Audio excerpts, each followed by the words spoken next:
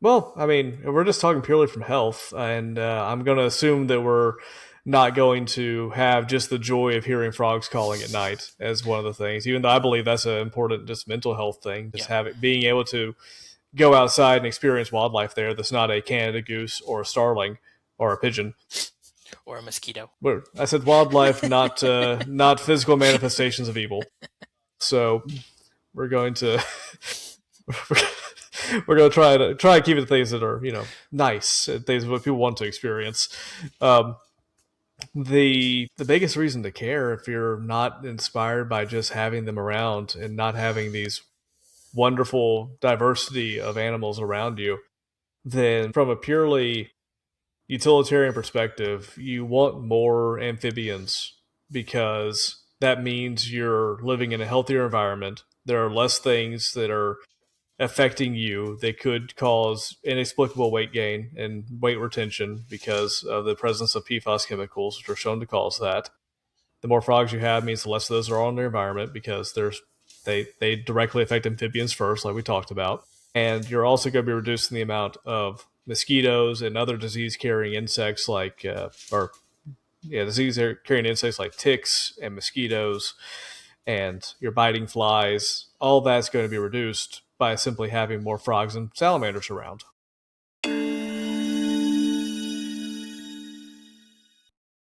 Hey y'all, this is Trent Ford. Welcome back to the New Alabamian. Today I have my friend joining us, and his name is. Ethan.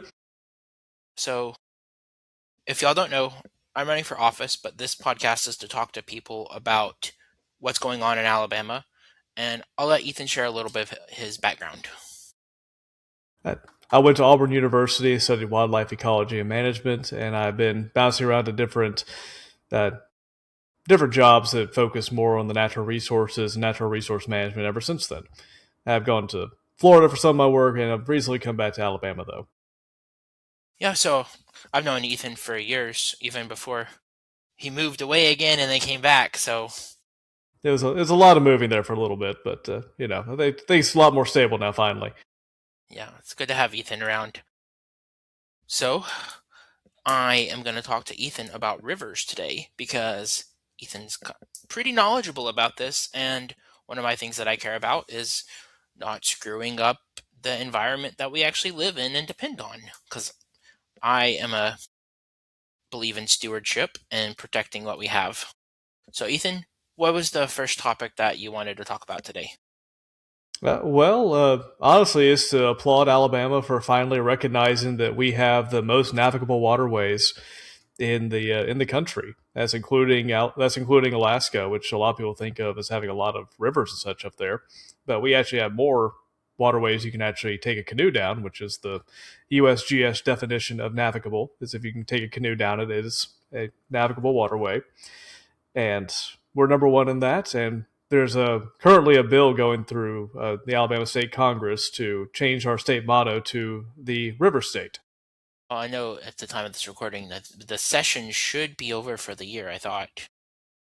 Did it? I heard about it this morning. Honestly, Okay, I don't so know. it It probably probably got got put in. introduced. It probably got Yeah, introduced, and that so it could be I something should that have goes looked up back. the number of it. I'm sorry, It's all good. so I We didn't can. have It's that for fine. me.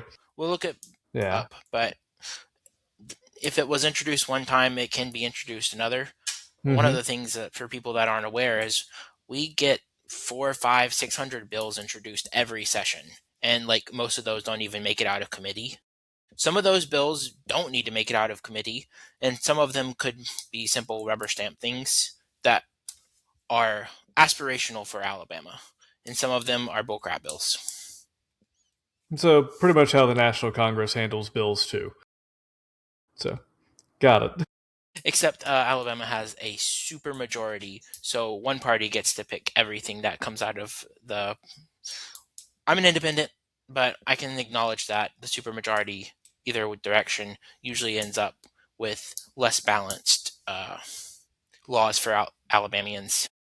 It always does. And to take a line from the Lord of the Rings, I'm on nobody's side because nobody's on my side when it comes to the big parties, at least. So that is where I fall into the Republican versus Democrat argument. It's if they can't even figure out if they want to have daylight savings time or not, then I don't trust them to make any more important decisions.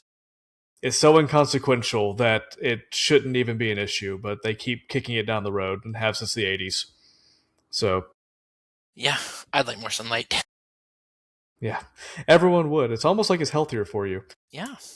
And then it's almost like when you do the switch over, you lose productivity and it causes people to either miss work or have more car crashes every Not to year when mention, you switch over. not to mention people that are on a very delicate balance of medication that requires a pretty precise timing, especially blood pressure medication. There's always a bump in heart attacks and other yeah, blood pressure emergencies and such the day after a changeover. So it's a common sense thing. There's no reason they should be kicking it down the road like they do. But anyways, that doesn't have much to do with rivers, unfortunately. I mean, it's about So Alabamians and about how our health is affected. So it's all of course, relevant. Hey, if we take any tangents, it's fine. So, but oh good. so the bill was acknowledging that we have the most navigable waterways, and you said it wanted to It have was it to be change the called the state motto to the river state because Minnesota they're the land of a thousand lakes. They got us beat there. They have all the standing water. We have all the running water. So that's our major distinction there. Because even our swamps in South Alabama are technically still flowing water, even if it is only a few centimeters a day. It is moving.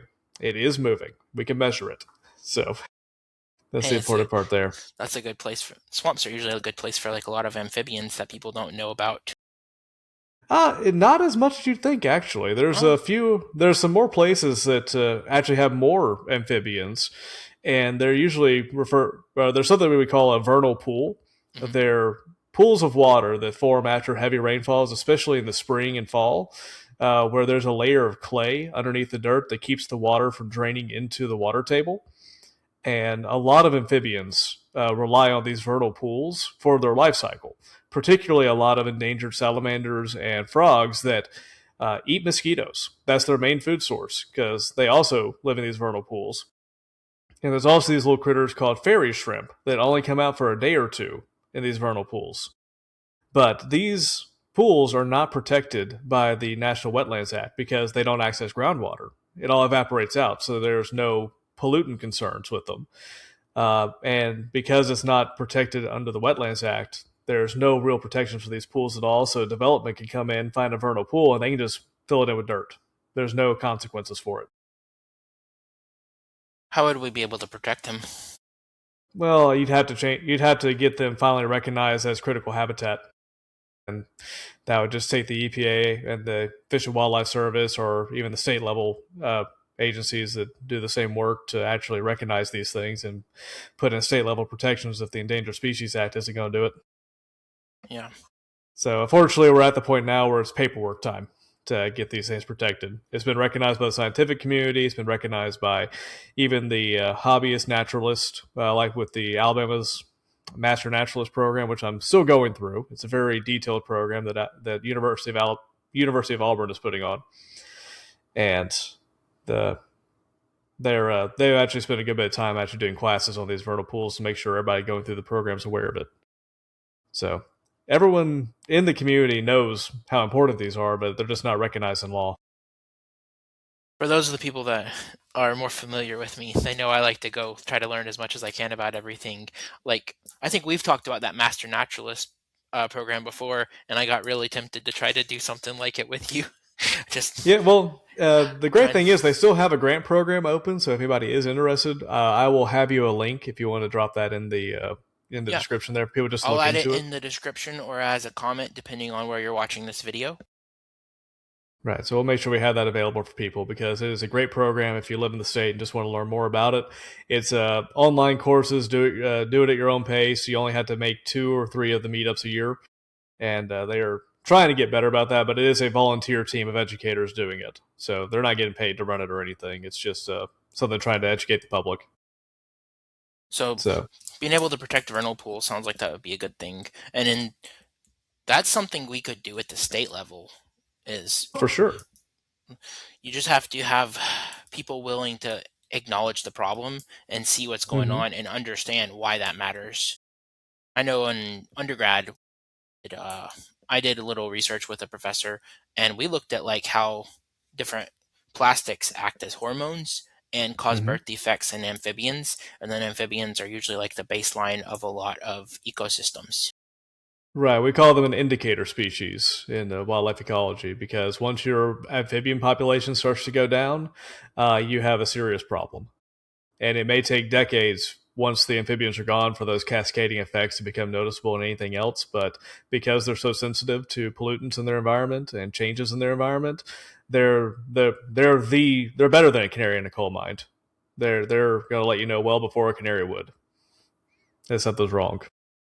Is that reference too old nowadays? Do I need to explain what No, a canary in people. a coal mine is? I think people should know, but if they don't, for Okay. so canaries are more sensitive to what they used to call bad air, or not having enough oxygen, or too much carbon And dioxide natural gas and natural gas pockets. deposits and carbon Mm-hmm. monoxide.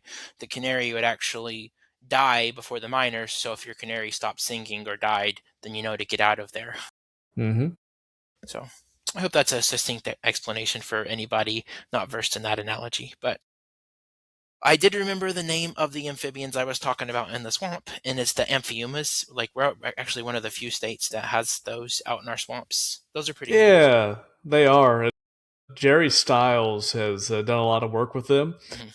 and it was a trip going out with him on a herpetology hunt one time because he suddenly just whipped the van over to the side, jumped out, and charged off into the swamp, and just came up by the time everybody was out and held up this big amphiuma up over his head. It was like, "Look what I found!" It was like, "Yeah, Jimmy, I how'd think you I even met. see it?" I think I've met him a few times at this point, but I've never went out Yes, on any of those it was specimen collection trips. we shared a class at Auburn. Nice. So, yeah, he was far older than I am, but not to say far older. I don't want to insult him like that. He's older than me, but he was. Well, we were in the same class because he was coming back through trying to get his. Oh goodness, I think he was still working on his doctorate or some other big certification that he was trying to get on because he was wanting to teach herpetology there for a while, and he actually has a great reptile and amphibian rescue down in South Alabama. So, but he comes up here for the for the festival of the cranes in Decatur a lot. I've seen him at that. I like to go Mm-hmm. to the Crane Festival. I think I've been at least 2 or 3 years so far, and I know we've not been able to make it some of the years, and I'm like, but it's always a good thing. Again, anything that Ethan wants to give me, I'll drop links down in the description or in a comment for further edification. For So sure. I don't think we had to give them a bunch of links about the amphiomas and stuff. They are neat, but I think that we I might was just talking have to about the spell Crane. that one for I was them. talking about the Crane Oh, Festival. Crane Festival, right? I mean, it's hey, I that's mean, we not can Lawrence send. We, County. I don't want to. I don't want to get it too far outside the scope here. That's like I a whole mean, 30-minute drive. well, my district is Trinity too. It goes from Trinity all the way. It's it's technically grabs the edge of Decatur too, just not within Oh, the okay. city We can talk limits. about the. It's not in Yeah, the we can talk city about the Crane limits though, Festival then. but like the river is my Right. whole boundary for like half of like that's the whole river is the whole top boundary for my district. So like Got it. the Okay. river is a big thing for yeah, if Y'all can tell that anybody I've been keeping up with the districting maps really well here. I apologize. they So, draw them how they want yeah. every time. Yeah, we won't get into talking about Virginia's whole issues with that going on right now. So No, we won't get into that. We'll go back to the rivers. yes, and well, I'll give you some information about the Festival of the Cranes. Also, there's that's another cool story, but that's not quite in the scope of what we're talking about here today. Yep. Sorry guys But that you missed it this year, but next year, put it on your mhm. calendar. Yep, we'll see if we can get more than 13 whooping cranes down here next year. So it's we Hey, had almost every a record last year for it. everyone we So get is good. hmm they are opening up a sandhill crane season though. And that's gonna be great. Okay. So it's a lottery based hunting ticket for it. So I think you can go ahead and start getting into it now, or it's either now or right after And the that's first to week of August. help control the overpopulation. No, that's not that they're overpopulated. Okay. It's just that their population is at such a level now where there's a good risk of them becoming overpopulated, Okay. and there's not enough of a concern about them having some numbers reduced by hunters. Gotcha. Just don't shoot the It's wrong crane. well, if you manage to hit one of 13 out of 5,000, then you have achieved something. So Not it's a good thing. no, not a good thing. You deserve the fine if you do that, but because you are blind if you manage to pull that one off. But it's and you also I don't know how you wove the shot between all the sandhills between you and the whooping crane. It's impressive in the worst way possible, really. But no, I've heard though the sandhill tastes like ribeye, and I'm excited to try that as soon as I am rich enough to be able to afford the lottery ticket for it. So it's one day maybe. I won't They poke call it you the about that. ribeye. They I call it won't the poke. ribeye of the sky. That's what it's. That's what it's called. I won't poke you about that too much right now. Oh, they're cool birds though. So I know you put, And another one and they're also dependent on healthy wetlands and healthy water ecosystems. So there we go. We tied it back in. So and all of that is over at the Joe Wheeler. that's the Joe Wheeler National Wildlife Refuge. Yes. And since you're talking about how the river is the northern part of your district, I actually got an interesting stat here from the Joe Wheeler State Parks cleanup effort that they did earlier this year, back in mid-February or early March. They did a 3-day river cleanup, and they removed 8,000 pounds of trash with only 2 or 3 boats. Little pontoon boats, and that was just going out there with poles and catch nets and just pulling trash out of the river. A lot of trash. So it is a horrifying amount of trash. A lot of it were car tires also, because people are still just driving up to the river and the bridges and tossing their tires out instead of taking them to the landfill, even though they don't charge you for taking tires. And I believe O'Reilly's and Advanced Auto Parts will take tires for you nowadays. They do with used oil for sure. I'd have to double check on how best to dispose of your tires, but it's not like back in the day where you had to pay people to take your used tires. Gotcha. So it's easier to get rid of that stuff now. So you don't have to toss it in the river. You're just doing damage doing that for the sake of doing damage. Well, that brings up like what else gets dumped in all of our rivers and all of our water. We Well, talked about that a little bit before. Do you want to give me some numbers on that, or talk about like well, where's the state of that? I Even don't if you have don't have any numbers. hard. Yeah, I don't really have hard numbers on what's being dumped in the river, but just to kind of give you an example of what, because I already told you we're number one for the amount of waterways we have that you can actually use. We're also number 4 or 5 in the country for biodiversity. That means we have the fourth or fifth amount of different species. And most of that is related to our freshwater species. We have the most mussels and river darters, which are little tiny fish that again eat mosquitoes. Um, so Woo! if you can't help, I'm really harping on the eating mosquitoes things because they're my favorite animals out there. Because I get this horrible reaction whenever I'm bit by a mosquito. I get a welt about the size of a quarter for every bite that I get. So summer through early fall is a nightmare for me going outside. And Yeah, I get so eat up. I used to get eat up by them so bad. The only thing that yeah. stops me from getting it is as much now is that they go for my wife first. All right, so not even use a repellent. It's just a bait to have them go to somebody else. We've used the spray, we've used the tiki torches and different things to try to and I be think effective, that but I think the Alabama mosquitoes actually eat citronella. I think they actually get stronger from the more citronella you put out. Same thing with the thermocells. The thermocells don't work here.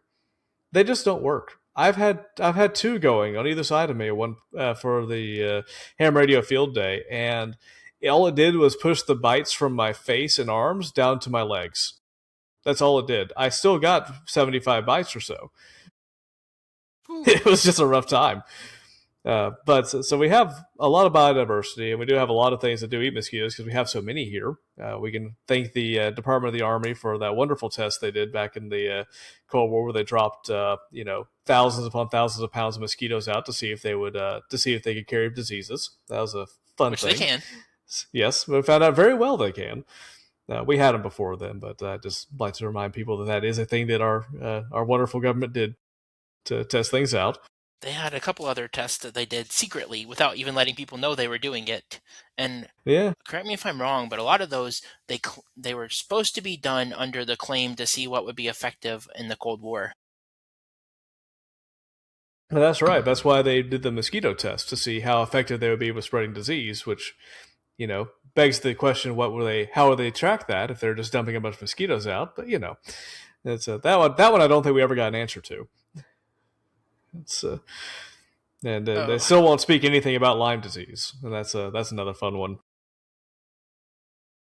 That one I actually don't. That one I'm actually not sure about, but it's just funny the people that bring that one up. Lyme disease is a the fact that it came from an army research base in Lyme County, Kentucky.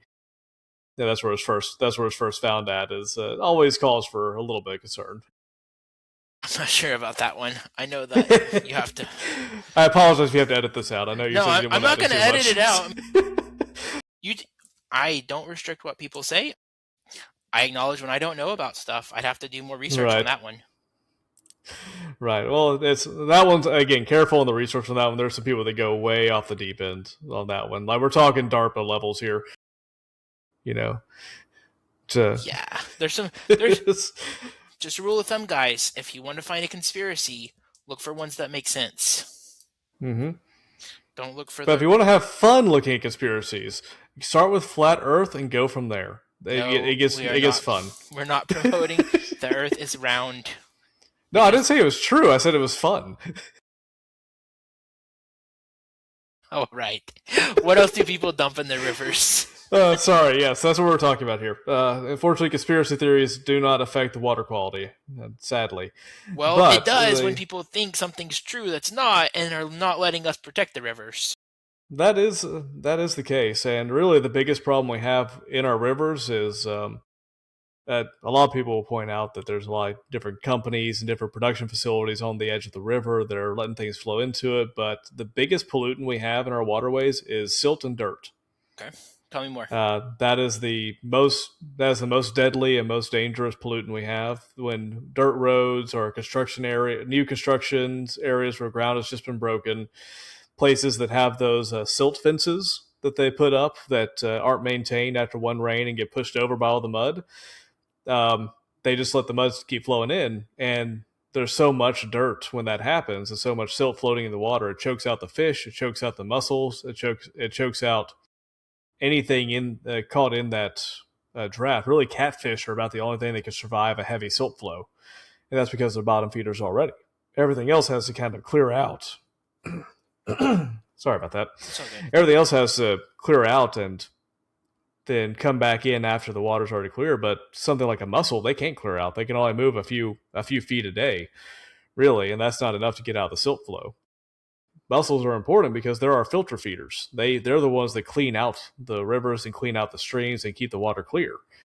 But even they can't eat that much dirt when it gets flowed in.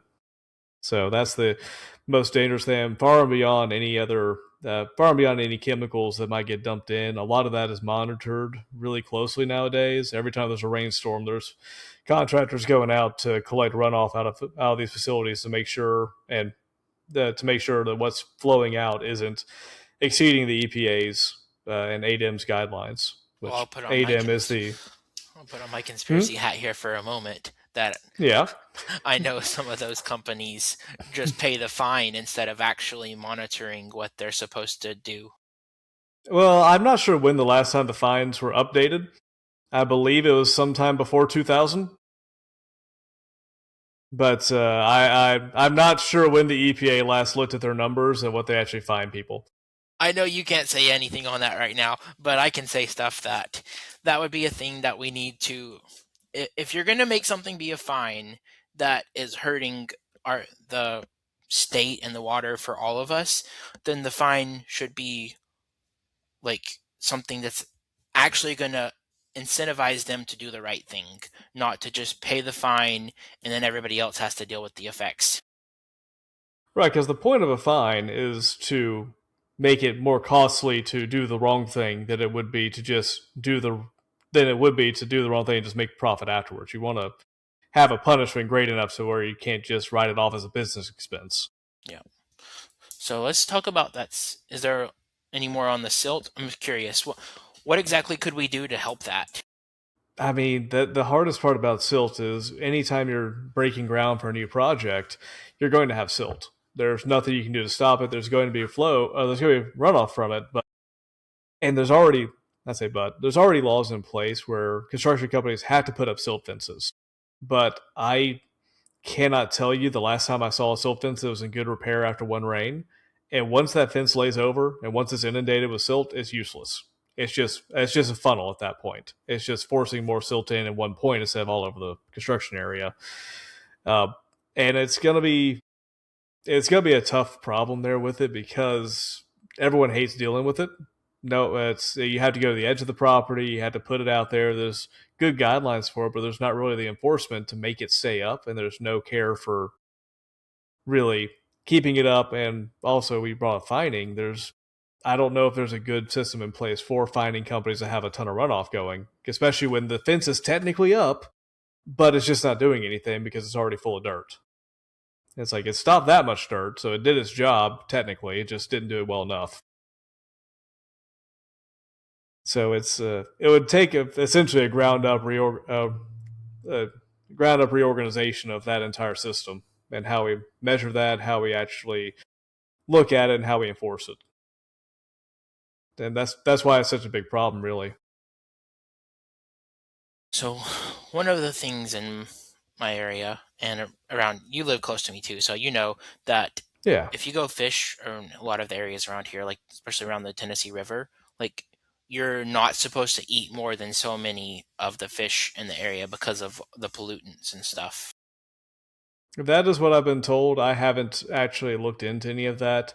A lot of that too is going to be a long clean. It's going to be a long process, just because those pollutants they may not have been introduced in the water for years now, or they could be at such low levels now that this is just the knock on effects of this stuff being dumped 20, 30 years ago.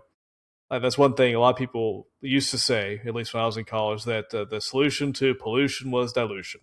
That was just a bunch of engineering places would say that was all we need to do is make sure we dilute the pollutants out enough, and it wouldn't be a problem.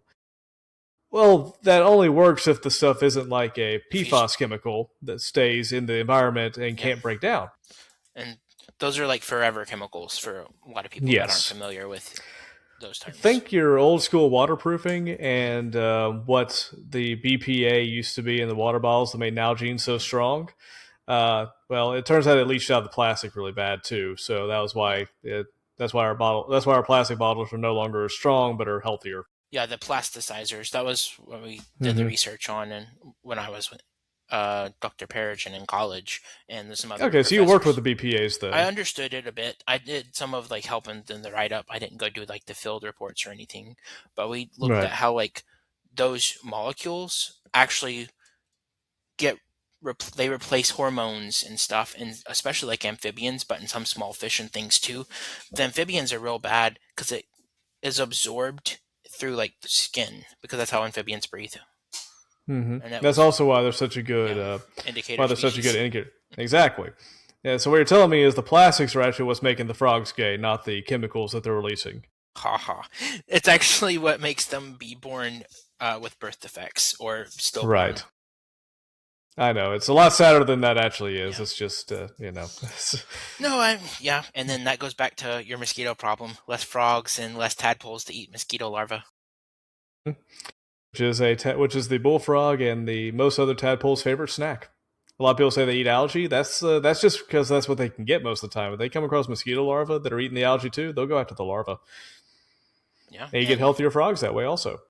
and a lot of, especially if you're a fisherman, you should know that a lot of tadpoles end up as like bass chow.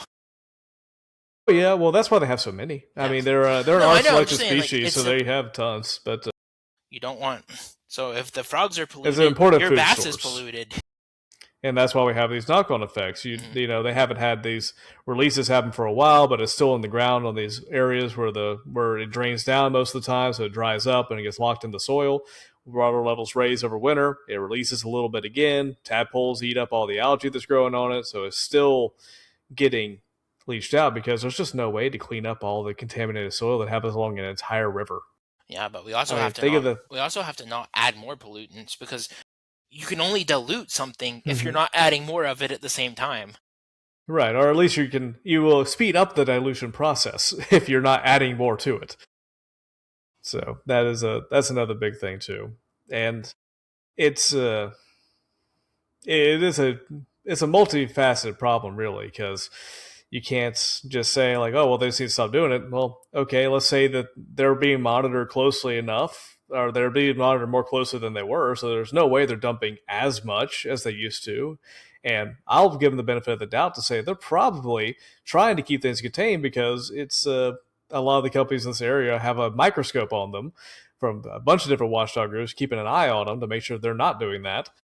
And so it's we're still going to have the knock on effects though for years to come. Yeah. Like there's a creek that I grew up near that had a big problem with a local power company dumping old transformers into the river, and they stayed there for 25 years, and they cleaned them up, and it still is on the do not eat fish from this river list, and it'll probably be that way for till after I'm dead, just because the heavy metals that leached out into the water sources there or make it to where you're probably going to go crazy if you try and eat the fish out of there, This is a, and this is only a then.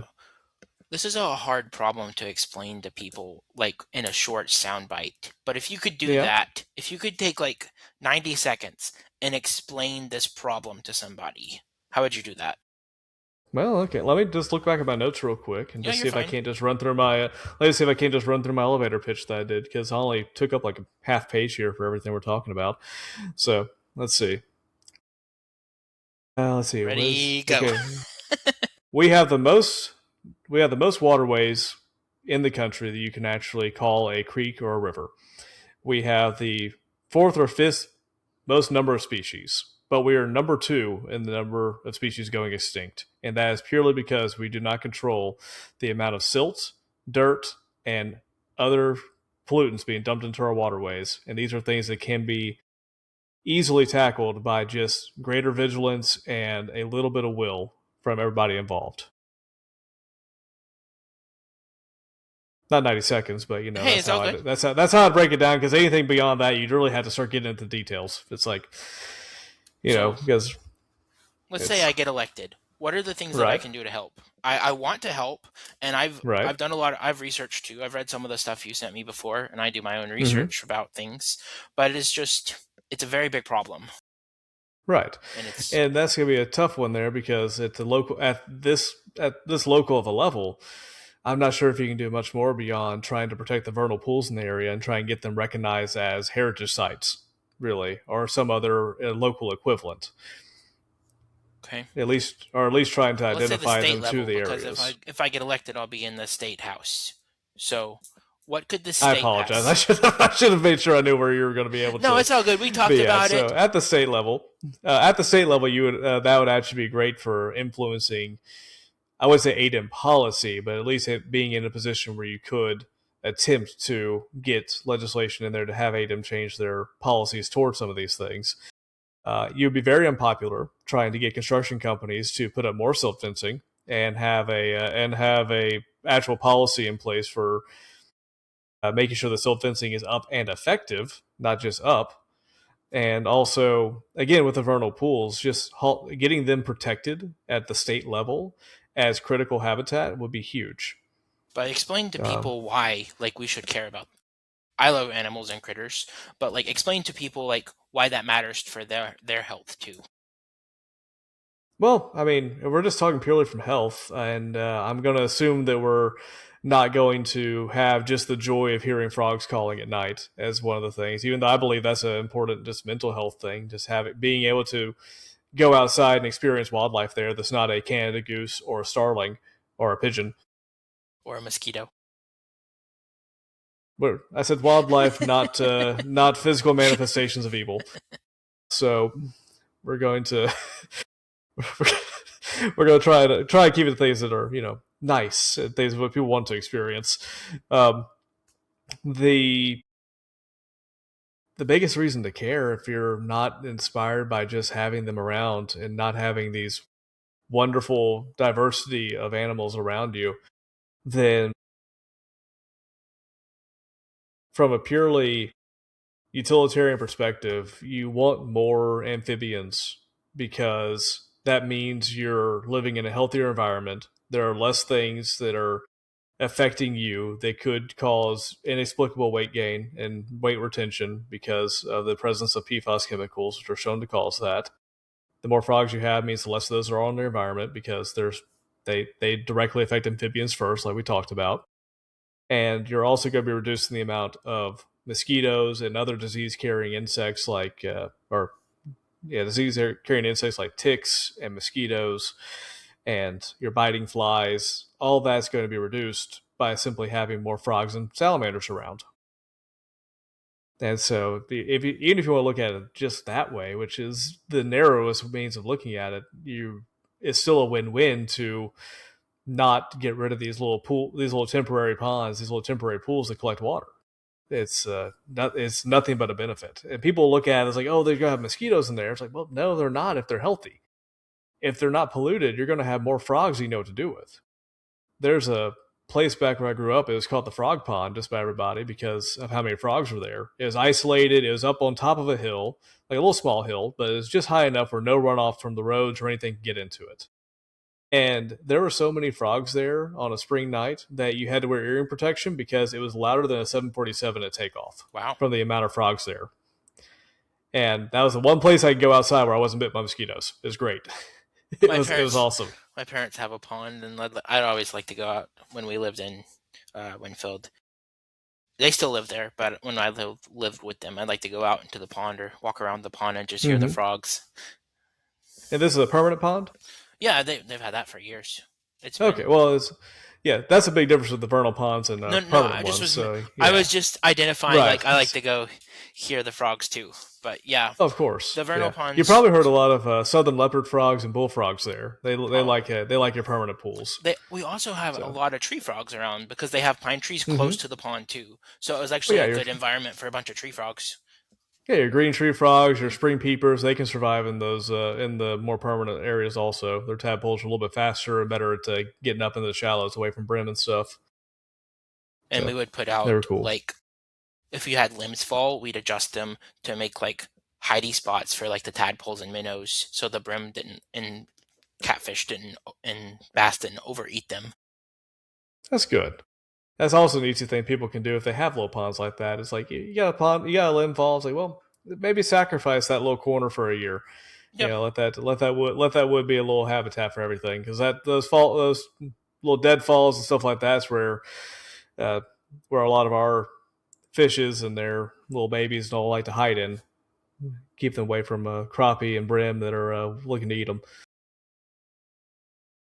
So I think we went through most of your notes, and I really appreciate you coming to be able to help talk about all that. Is there anything else you wanted to discuss?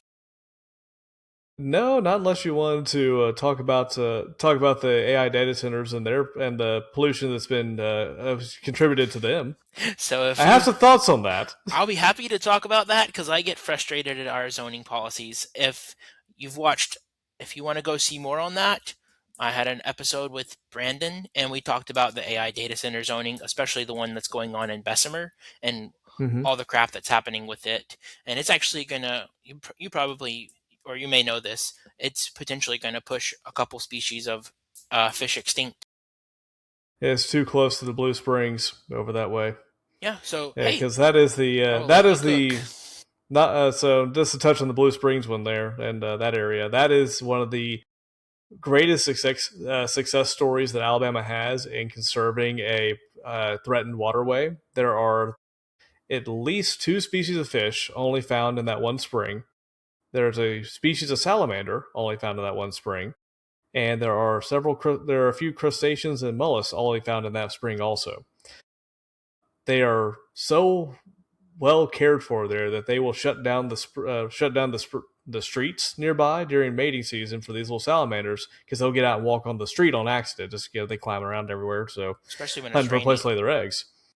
Yeah, they'll get out there and they're so well looked after there. They'll close down the area. They'll let them walk through there, and they have these little corridors where they like to go through. So it's it's really sad to hear that could potentially happen, but I have a little bit of hope that since it is a data center, that is less likely to happen than with any other industry going up. And here's my reasoning why. So I know social media sites, especially Blue Sky, they're pushing they're pushing the narrative that AI data centers cause massive pollution in the streams and the different waterways and the watersheds where they're pulling water from. And the one thing that I've was able to figure out for a little bit is what are these data centers actually pushing into the springs and into the watersheds that's polluting, and they're bringing up the nitrate levels a lot. Well, But that's a big one I've seen is just the temperature of the water is when it goes back in. It's like near boiling. right, but that doesn't get dumped directly into the water streams. That gets put into the city water supply It's supposed when that to. happens. If there, so if you're by rivers and stuff, you have you we've talked I've talked about this a little bit. You can pull like so many thousands or 100,000 gallons from a river over a year, like without Right. any oversight, and you can dump that back in. Or some people have said If they it's used can for dump it back in. cooling, Yes, they can if dump it's it used for back in. cooling, yeah. Uh huh. But then when that water Nuclear goes, reactors do that a lot. yeah, but when you go back into it, the amount of water they pull every day is there. The sites around where they're dumping the water back in is going to be superheated. Right, especially compared to the river itself, and that's the nature of using water as a cooling system like that. Which that's why we had refrigerants there for a while. They were big, they were pushed big, but then those refrigerants, one, they can't handle the industrial loads, and two, are really bad for the ozone. So this is part of that balancing act of trying to figure out the best way to cool things down in a friendly, in an ecologically friendly manner. And Well, we have too high humidity to use swamp coolers, which is how they do it out west. one of the problems I see is where we put these things, Right, and that's always an issue. that's a big thing because Alabama doesn't always require its data centers to be properly zoned. Data centers need to be zoned as either heavy industrial or their own special uh, classification, Right, especially yeah, because they because don't have. Oh, go that ahead. one is gonna that one is at one point was projected to have hundreds of diesel generators, and it would have to run each one at least 3 hours every month for maintenance. So that's also going to be a lot of diesel pollution from that's going to be just going into the air in that surrounding area. Well, remember, diesel is one of our cleanest burning fossil fuels we have. It's right there with natural gas as far as that goes. Yeah, but So you're that still doing that. So if you're constantly running diesel generators, it's going to be well, putting out, it's a especially 15-minute cycle once a month. Yeah, that's I was at reading least for the that Caterpillar ones. I was reading that the requirement was going to be 3 hours per unit per month. So, and they're going to have a couple hundred units. I mean, that's what they would take to have to supply the power in case of an outage. Yeah, Yeah, that makes sense on that. So so that would that's I a did the math, and it's like that means there's going to be at least one or two constantly running all the time just for their right. maintenance upkeep. Yeah, So and I'd like to shovel the blame back onto Birmingham and Bessemer area not doing anything to improve their power grid since they built the coal-fired plants back whenever those were built. I'm not sure they've done much maintenance since then. So maybe not, but this you is know, also going to put a big burden on the people coming in because but yeah. Well, that's one thing too, but and I'll admit I haven't done much research as far as the power draw requirements in this. What interested me with it was the fact people were saying that uh, that some of these places up in Virginia were dumping nitrates and increasing the nitrate levels to dangerous levels in the towns where these are going up at, and that just didn't make any sense to me. And then you start digging into it a little bit, and it's like, well, that's agricultural runoff. So another big pollutant we have in our rivers, also, especially the small creeks that are tributaries to our major rivers, is chicken houses, cow pastures, and industrial monoculture crops. All the fertilizer, all the excess nitrogen, all the manure just gets washed into our rivers, and it's just left to get swept downstream. so Alabama's one of like the states that still does a lot of agriculture, and if we didn't, Mm-hmm. it's good to be able to grow our own food. So how do you balance that? Well, we don't really grow our own food. We we We could, grow wheat. Well, yeah, yeah. Well, the United States we can itself, as a whole, soybeans. could yeah, we have soybeans, which gets usually sent off to be manufactured into something else Mhm. instead of just raw soybeans or edamame, or what's the green soybeans that aren't quite ripe done. Edamame. Well, edamame, I thought that was the flavor profile. like Maybe savory. that's I umami. can't remember now. Umami is the flavor. Edamame is the is it Yeah. okay? So yeah, so We that's also like the grow closest you can cotton get for to it, like fabric right? production around here. But we don't produce any fabric here. It all gets shipped over to China to get turned, and we don't even keep the cotton seeds because those cotton seeds are intellectual property protected. That's another problem. Yes, it is, and the fact that we don't that Monsanto isn't even owned in the U.S. anymore is a huge deal since they have over 70% of the seed production for the seed supply for the United States, and we don't even own them anymore. They're owned by a German company, Bayer. You may have heard of them. AKA aspirin. Yeah, that's what they got big on.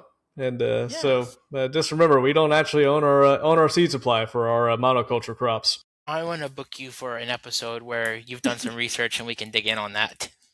Oh, it is something that makes me mad every time it's brought up. And the only people talking about it are the homestead communities, and they get written off as crazy conspiracy theorists whenever they bring it up because they're like, oh, the food we eat is all GMO and all this stuff. But to bring it back to your question about what can we do about it, it's like, well, one, we could actually start growing our crops and having the farms here instead of just taking money to not grow corn because we produce 800% of the world's supply of corn to the point where Africa doesn't even want our corn anymore because we keep trying to give it to them and they don't want it because they have too much corn. Uh, and we have too much corn to the point where we can't even produce enough ethanol with it to keep it from rotting.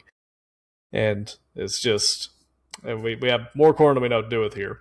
And people will take money to just not grow corn, which started out as a great program for wildlife habitat, actually, to pay farmers of these big monoculture areas to just not grow corn and let it rewild a little bit and create some edge habitat for species to be able to get from forest to forest without having to cross these big fields of nothing. Green deserts is a good term for those if people want to look it up. It's just a big monoculture where there's nothing else growing. And diversifying our crops to actually have things that people will buy year round. Like a lot of farmers markets, even our farmers markets don't do a great job of having people purely growing all the vegetables that they sell. Because I don't know if you know this or not, you can go to food wholesalers at places like Huntsville, Birmingham, and Atlanta and buy your big crate of greens and your big crate of watermelons and take that to a farmer's market and sell it. You're not required to actually grow the crops at these places. Decatur has done a pretty good job of trying to crack down on it a little bit because they had a big spate there where half the people they had were not actually growing most of the crops. They're growing some of it. But it's also why it's kind of more of a fancy arts and crafts festival now too. Whenever they have it on the weekends, so if you're wondering why there's not many farmers there, so that's why the ones that were bringing crops in were the ones that are wholesaling it, and then you got a few people in the ends. And then everybody else is just either trying to sell meat off their farm, or they're trying to sell you manufactured products. Farming's hard. I've done with my grandpa. It is. Farming's hard, and a lot of people. One problem I foresee with that is that we have a certain expectation that food and processed food should cost a certain amount because processed food can sit on shelves for years. And so, It is cheap. It is cheap to make. It is cheap to maintain, and it once it's canned, it's already lost. It's already lost most of the nutrients it's going to lose. So that's one thing too. When you have these canned processed foods, you're burning off a lot of the nutrients just to can it properly, so it's shelf stable. And it's just because the heat denatures your enzymes, your molecules, your vitamins. All those things get denatured with heat. But it's also why bacteria doesn't grow in it. So that's the trade-off you have to have for food storage. And it's a tough problem though. I'm not going to sit here and pretend like, oh, if you get in there, you can put through a bill to make it to where we can no, only but transport food a certain number of miles and that'll solve it. But we do transport food more than any other country on Earth. We have an insane distance that our food travels from farm to table. I think just people even being aware that it's a problem though is important. Even if we can't fix it immediately, like Mm-hmm. if people don't know something's a problem, it'll never get fixed. Right. I mean, and here's one great example: the tomato. You see vine ripe tomatoes all the time. Do you know where most of those tomatoes are grown at? I'd probably say South America. Canada. Canada, okay. Canada has gigantic mega greenhouses where they have indeterminate species of tomatoes, and indeterminate just means that they don't stop growing. They will just make these massive vines that just keep growing as long as they can, and they produce year round. And you have them in greenhouses far up north where it's always too cold outside for the tomatoes to be healthy. So you can keep it rolled down most of the time. The sun does most of the heating, and it's a really cheap operation once you get it going, especially because you have constant production. But those tomatoes aren't red when they pick them. Mhm. They're green, and they get treated with the same gas that comes off of bananas as they ripen. And I can't remember the Yes. name of it. Ethylene? Yes, ethylene gas. That's it, and that's what forces it to ripen. But that's also why your tomatoes that you get from a farm taste so much better. Is those are actually vine ripened, and they'll say vine ripe on the packaging, but that doesn't mean it's turned red still because vine ripe just means that the size of the fruit has stopped expanding, and that's it. Like that's all that means. All that means is vine ripe means it's gotten as big as it's going to get, and then the whole internal processes of actually getting the seeds matured and getting the nutrients stored in there. The plant's still doing all that when they pick it. So Yeah, we're definitely gonna have you on. We can have you. We can have like. yeah, we got a little sidetracked. No, it's all good. I think this is interesting and it's good. I would love to do some research on the seeds and how all the farm stuff is going on because I Mm-hmm. know my area is big on farming. There's my area still grows a lot of cotton and soybeans. Oh yeah, and that's one of the cotton, soybeans, peanuts, and again corn. And we actually have a lot of wheat production here, which is unusual for a long time. We have a lot of wheat, and I don't know if you've noticed it or not, but we have a lot of those beautiful yellow flowers out there in the spring and the fall, out there in the big fields. That is some sort of brassica. I think it's collard greens. I haven't got out there to actually check, but I'm glad we're actually growing a green somewhere down here because that's something that we usually import. That's stuff we import from South America. A lot of our salads come from South America, so I always need to wash those. So Yeah. Well, I'll get back with you on. Let's see. I'll get you. I'll put you on the spot.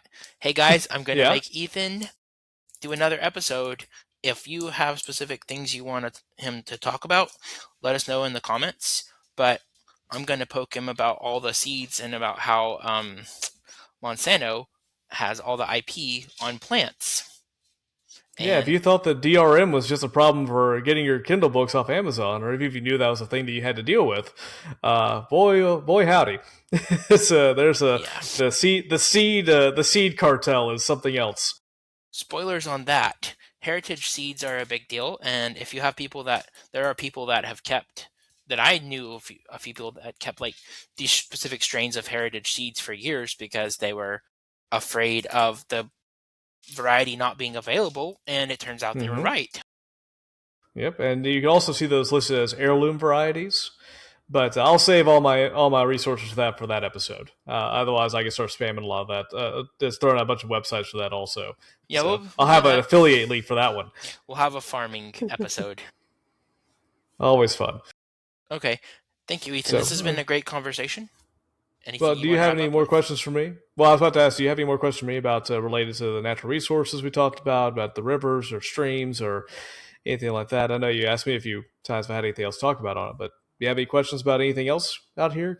I think we You know, covered a lot. Hey guys, if I missed something, let me know in the comments and I'll get back with Ethan or I'll look it up myself. I've got some research, but I always like to hear experts and people that have done more research than me. and for sure, if I got any facts wrong on here, please let me know. Also, I'll be checking the comments once I get the link for it's posted at. So, Yep. All right, this is Trent Ford, and and Ethan, bye, guys. have a good one.